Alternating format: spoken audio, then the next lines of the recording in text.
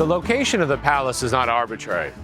It's located on a street that used to be called the Via Larga, or the Wide Road. It was the widest and longest street in the city of Florence, okay, extending all the way up to the northern gate that you see there. And let's imagine that you were visiting Florence at the end of the 15th century. Coming from the north and heading south, the first monument you'd pass would be the Dominican convent of San Marco, which was entirely funded with Medici money. In fact, their coat of arms ubiquitous on the outside of that structure. Then you'd continue down further and you'd pass their family palace, right, which was a one-of-a-kind structure at the time, and their coat of arms clearly visible on the outside.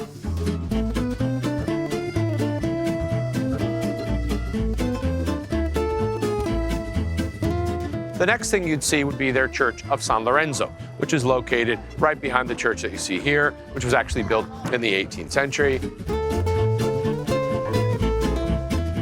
And then the next two monuments you'd pass would be the baptistry and the Duomo. So if you simply run the numbers, if 3 of the first 5 buildings were paid for with Medici money, why would the next 2 not be? And in fact, still today in the 21st century, people come to Florence and make this mistake that the Medici were patrons of everything in the city.